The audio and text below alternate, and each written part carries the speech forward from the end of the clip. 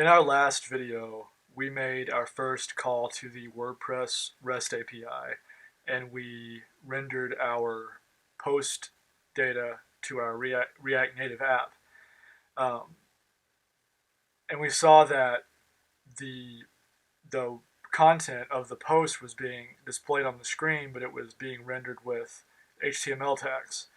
And so we decided that we want to render that content, in a more user-friendly way without the HTML tags.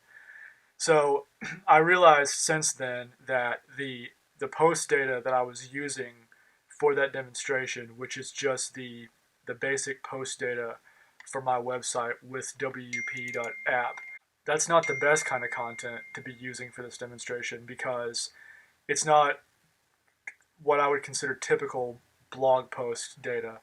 I think a lot of people watching this probably have a more traditional blog with, just text and images that they'd want to be presenting in their app versus the content that I was using, which is includes no images and it includes a lot of code snippets.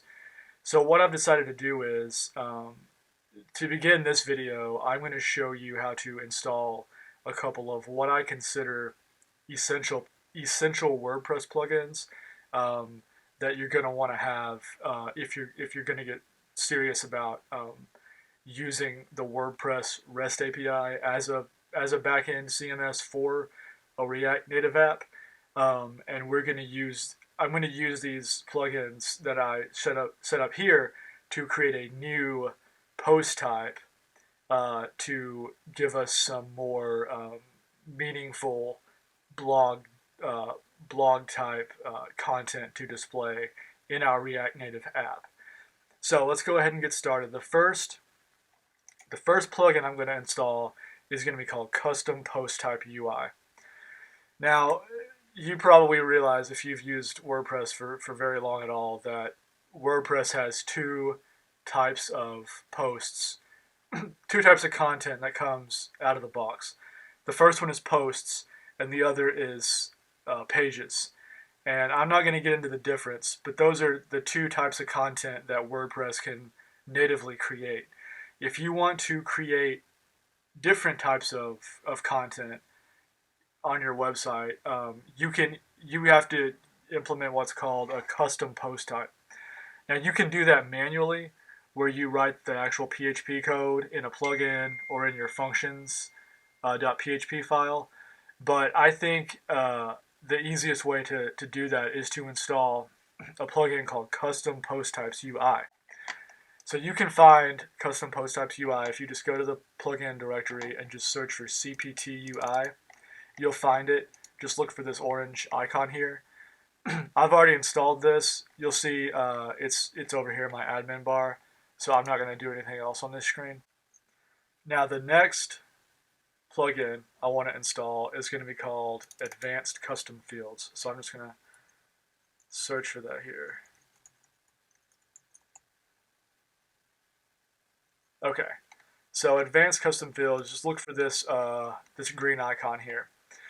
Now, if you're familiar with WordPress, you know that a standard post will give you just a handful of fields to edit. So you'll have your title, you'll have your content, and you'll be able to set a featured image, and then you'll be able to set your taxonomies like category and things like that.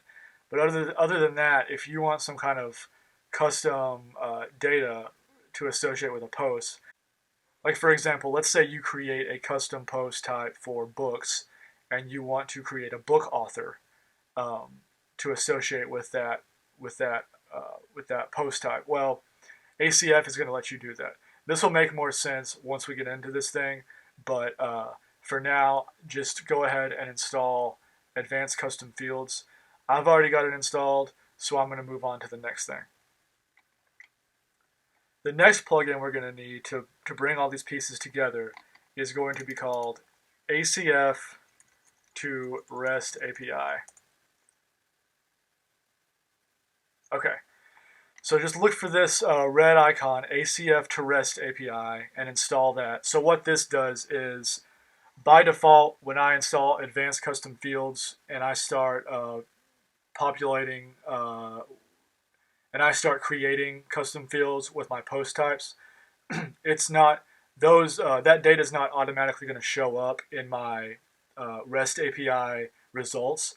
So what this plugin is going to do is it's going to put that data in those post results when I call my REST API.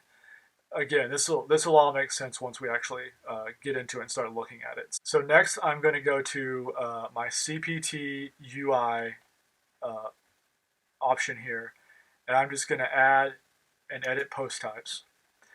And so what I want to do, like I said, I want to create a type of content that looks more like a traditional blog post type content, so that we can get a really meaningful experience when we render our content to our React Native app. So I'm going to go ahead and I'm going to call this blog posts. So this first field is post type slug. So this is going to be the what you see in the URL when you either when you look at this post in a regular WordPress page, or if you call your REST endpoint for this type of content, you're going to see blog underscore posts here. So the next is plural label. So whatever I want to call this, the plural version of this data is I'm going to call that blog posts. And then for singular label, I'm going to call it blog post. Now this is really all you have to do. I can hit add post type and I'm good to go. I can start creating these posts. But one thing I always like to do, I like to scroll down here until I find menu icon. So you'll see that in WordPress, each of these sidebar options has its own little icon. These are called dash icons. They're built into WordPress core. You can use these in various different places, and this is one place where you're going to want to use them. So if I want to see all of the dash icons that are available to me, just head over to Google and search WordPress dash icons, and this first link here will bring you to all of the different dash icons that are available. You can see there's quite a few, so find one that you like, one that makes sense for your post type. This is called blog posts, so I think I'm just going to go up here and I'm going to use this little document icon. Click there, copy this string right here, the name of this dash icon, just copy that, and then head back over, paste it in this menu icon field, and then when you create your post type, you're going to see over here in the menu that I have a new link, blog posts. It's using that icon, and now I can start adding my blog posts. Okay, so here you can see that I've went into my new custom post type, blog posts, and I've created 3 posts in it. And for each of these posts, I've just created a little bit of lorem ipsum text, and I've created a feature image for each one of these. So this is just, so far it's just a very standard, WordPress post setup. This is exactly like you would do if you were just publishing a traditional WordPress blog. So if I go over and I call this new endpoint in my REST API, which is going to be at wp-json/wp v2 blog posts.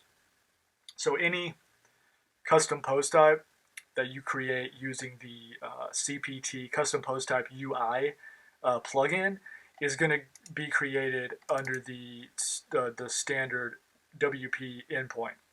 So even though these aren't part of like core WordPress, that plugin is going to create them under the WP namespace. If you were creating this manually in your own plugin, you could put it under your own namespace, but just know that they're going to be under the WordPress namespace if you've created them with that plugin.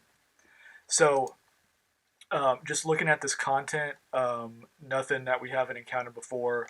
It's just going to show me my three blog posts with all the content and everything that I've created for it. One thing to think about when you're dealing with the WordPress API if you set a featured image for a post, you're going to see here that the way that that's represented in the API, the REST API results is as it's going to give you an ID for that image. So this means that if you want to use that image in, if you're using WordPress as a headless CMS for a native or for a React Native app like we are, or for anything else, this means that you're not going to be able to get that image URL from the standard REST API response. You're going to have to make another request specifically for that image in your app if you want to use this standard featured media property. Now, what I've typically done in the past is I want the convenience of having all of that. I want the convenience of having that image in my response. We can solve this problem by creating a custom field for our post type here, and I'll show you how to do that right now. So in order to create a new image field for my blog posts post type, head back over to the admin area and click on this custom fields icon, and then click add new. And so what we're doing now is we're creating a field group. So this is how you can, if you want to have multiple fields for a certain post type, you can create them under a group. So I'm going to call this group blog post fields. And then I can go over here and I can add a new field. So field label is going to be what I'll see in the UI. So I need to name that some kind of human, friendly string. So I'm going to call this main image. And then if I just hit tab, it's going to automatically set a field name for me, which this is what's going to be returned to me when I in the REST API data. So it has to be some kind of name with no spaces that can be used programmatically. Field type, you're going to see I have a lot of different options here depending on what kind of data I want to store in this custom field. I am going to select image. Now, instructions is like if you have other people who are going to be editing this content and you just want to give them some clue as to how to use this field, I'm just going to say the main image for the post. Not required. So return format, this is important, especially when you're using this for the REST API. I want to leave this at image array, or image array, because that's going to give me, we'll see in a moment in my REST data, that it's gonna return several options for me, because WordPress, when you upload an image, it actually creates several different sizes of that image that you can use in different places. So if you select image array, you're going to have access to all of those in your API results. If you choose URL, it's just going to return to you the full size image that you uploaded. We don't want that. And then image ID would be exactly like we get with our with a standard feature image, and we don't want that. So you can leave all the rest of this stuff the way it is. We might tweak some of this later, but the last important thing to do here is under this location box. This is going to tell the plugin where do you want these fields to be used. So I'm going to specify that I want this field group to apply only if the post type is equal to blog post. Okay. So once I've done that, I can go ahead and I can publish this field group. And then if we go over to our blog posts and click into one of these, our custom fields are going to show up all the way here at the bottom of the screen after the content editor. So now what I can do is I can go ahead and I can click add image, And I'm just going to select the same image I'm using for my featured image. And I'm going to select that, update this post. And now, if I go over to my REST API and I refresh this, you're going to see that I have a new property on these results under ACF called main image, and that's this is the custom field that I just created. So you can see I've got lots of different lots of data here that I can use. Um, the URL is the main full-size image that I uploaded, and then if I go down here under this sizes property, it's going to give me an object with all of the different sizes that WordPress automatically creates when you upload an image. So these are going to be really handy for rendering in our React Native app, because we're not going to want the full-size image, because we don't want to deliver that that huge image if somebody's just going to be rendering it on a relatively small screen. So now, this is something I didn't mention before, but in order to get this this ACF data in your REST results, you're going to have to be sure that in your WordPress plugins that you have installed ACF to REST API and you've activated this plugin. If you don't do that, then you're not going to see this ACF field in your REST results.